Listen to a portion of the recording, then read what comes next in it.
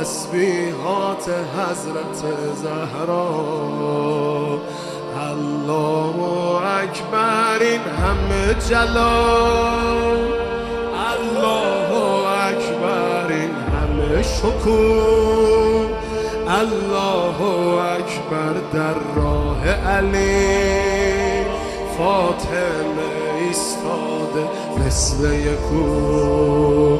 صلی الله علیه فاطمه، صلی الله علیه فاطمه، صلی الله علیه فاطمه.